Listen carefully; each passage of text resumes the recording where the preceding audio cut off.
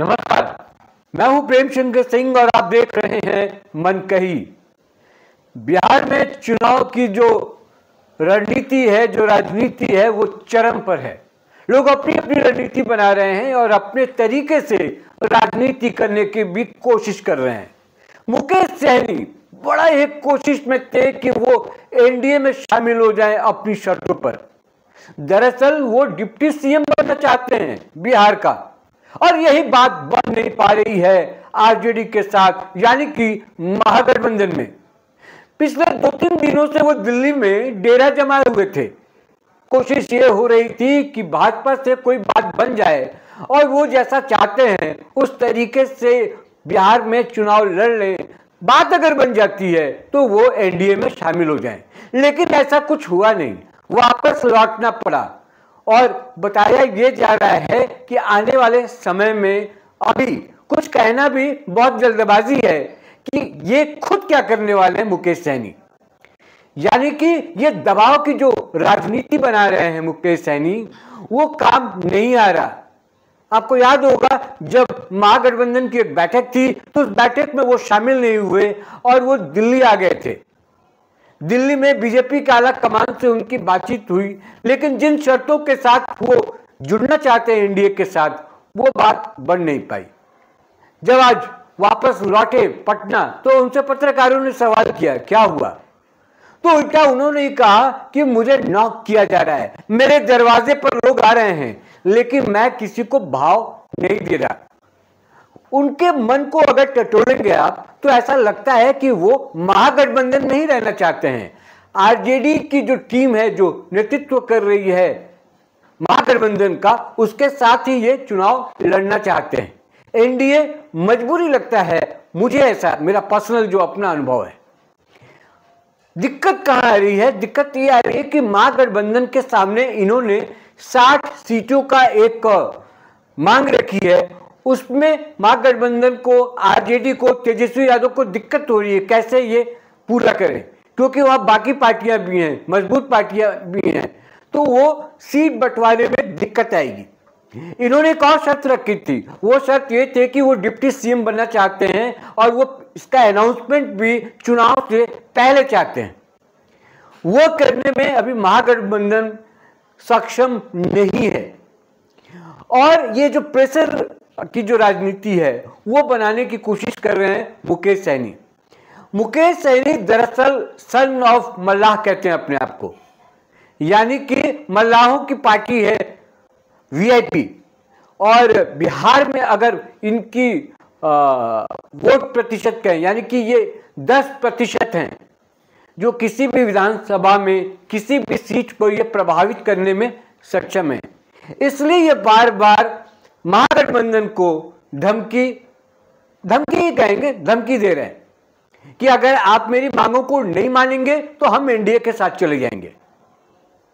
तो 10% वाला जो खेल है उस खेल को खेल रहे हैं। अभी 2-3 महीना चुनाव में बाकी है, देखिए अभी आगे क्या होता है। लेकिन एक और फैक्ट है, एक और राजनीति है जो कि ये कर रहे हैं वीआईपी के जो सुप्रीमो है मुकेश सहनी। वो राजनीति इनकी ये है कि प्रशांत किशोर से भी ये नजदीकियां बढ़ा रहे हैं। यानी कि ये डर दिखा रहे हैं महागठबंधन को कि अगर मेरी मांगे नहीं मांगी गई या मेरे हिसाब से अगर महागठबंधन में चीजें नहीं बदली तो मैं प्रशांत किशोर के साथ, यानी कि जन सुराज के साथ भी जा सकता हूं।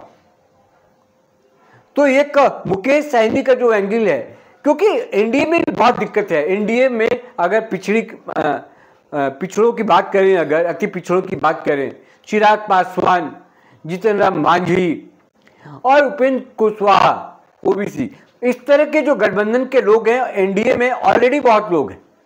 तो एनडीए के पास तो और दिक्कत है सीट बंटवारे को लेकर, खासकर 60 सीट।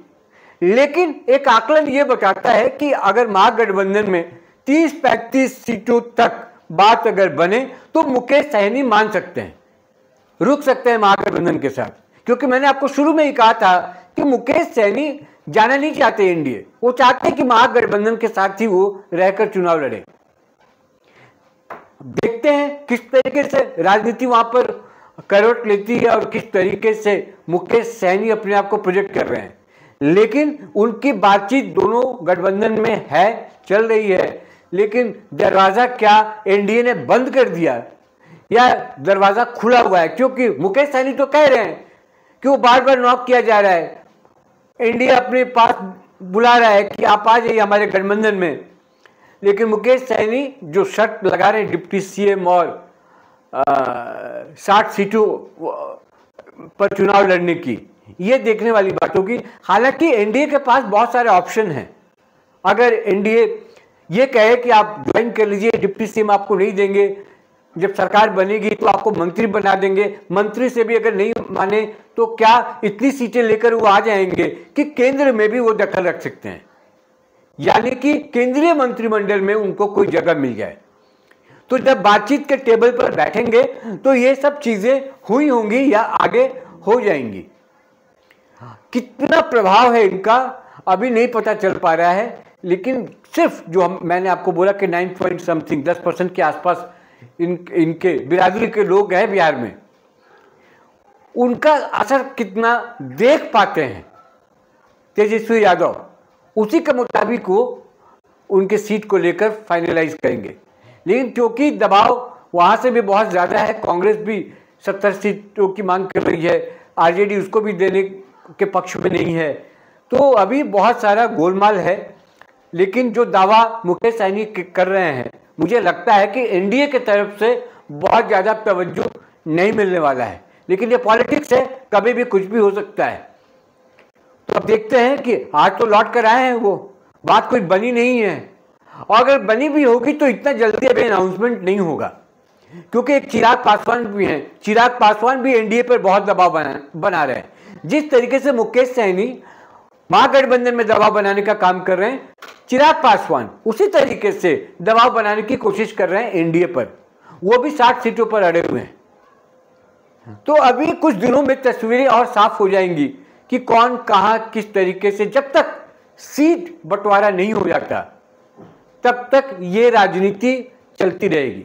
उसके बाद सही शेप लेगा वहां का चुनाव प्रचार कि आप किस तरीके से किस रास्ते पे जाते हैं। अभी इन्हीं उलझनों में फंसे हुए हैं, क्योंकि प्रशांत किशोर के साथ ये अभी दिक्कत नहीं है। प्रशांत किशोर अभी अकेले चुनाव लड़ रहे हैं, उनके साथ कोई गठबंधन में अभी है नहीं। जो बड़े बड़े लोग या सोकॉल्ड जाने माने चेहरे हैं, चाहे वो ब्यूरोक्रेट हो या कोई और हो, वो शामिल हो रहे हैं, लेकिन पार्टी विलय वाली कोई बात नहीं। इसलिए उन्होंने सारा फोकस किया हुआ है चुनाव प्रचार पर। लेकिन आरजेडी जो है वो फंसी हुई है। इधर बीजेपी जेडीयू में भी उतना दिक्कत नहीं है, क्योंकि इनका महागठबंधन बना हुआ है और वहां बहुत ज्यादा दिक्कत नहीं है। सिर्फ चिराग पासवान एक माहौल बना रहे हैं, क्योंकि वो भी बिहार में कुछ पाने की कोशिश में। उनको लगता है नीतीश कुमार के बाद वो एक ऑप्शन बन सकते हैं सीएम का, तो उसका माहौल बना रहे हैं। हालांकि चिराग पासवान भी प्रशांत किशोर के टच में है, बहुत अच्छे मित्र हैं, तो वो भी एक दबाव बना रहे हैं कि अगर नहीं कुछ हुआ तो प्रशांत किशोर के साथ चले जाएंगे। लेकिन इन दोनों को नहीं पता है कि प्रशांत किशोर जो सामने से दिख रहे हैं वो है नहीं। प्रशांत किशोर खुद अपनी लाज बचाने में लगे हुए हैं। प्रशांत किशोर खुद कितना बढ़िया कर पाते हैं बिहार के चुनाव में, और कितनी सीट लेकर आ पाते हैं, कितना दबाव बना पाते हैं, कितना प्रभाव कर देख पाते हैं, और कितना डेट कर पाते हैं महागठबंधन और एनडीए को। अभी यही तय नहीं हुआ है, अभी यही तस्वीर साफ नहीं हुई है। तो ये पूरा उठापटक है अभी दोनों गठबंधन में, एनडीए में भी और महागठबंधन में भी, और इन दोनों के बीच में चिराग पासवान और मुकेश सहनी। आज जो मैंने वीडियो बनाया उसके पीछे की वजह यही है कि मुकेश सहनी को लेकर जो चर्चा चल रही थी पिछले 2-3 दिनों से, वो चर्चा फिलहाल विराम लग गया, क्योंकि वो अब दिल्ली से वापस लौट आए और कोई ठोस बात कहने के लिए उनके पास है नहीं, सिवाय राजनीति करने के। तो अभी जैसे जिस तरह का जो स्थिति थी वैसे ही बनी हुई स्थिति, वो महागठबंधन में है। अब सीट को लेकर वो बार्गेन करें जितना कर सकते हैं, और इधर चिराग पासवान है, उनकी बार्गेनिंग क्या है अभी खुलकर नहीं आ रही है, लेकिन जो एक उनकी दिली इच्छा है बिहार में कमान संभालने की, सीएम बनने की, वो तो दबा हुआ है ही, इसलिए उठापटक ज्यादा है। आज इस वीडियो में इतना ही। आप क्या सोचते हैं इस पूरी राजनीति पर? मुकेश सहनी चाहते क्या है, और आपको ये कुछ फील होता है क्या? आपको ऐसा लगता है क्या कि मुकेश सैनी क्या कर सकते हैं, क्या करेंगे? वो एनडीए गठबंधन के साथ जाएंगे या महागठबंधन के साथ जाएंगे? आप कमेंट बॉक्स में जाएं, लिखें, बताएं, अपनी राय दें। मुझे दीजिए इजाजत, फिर किसी और मुद्दे के साथ मुलाकात होगी आपसे। नमस्कार।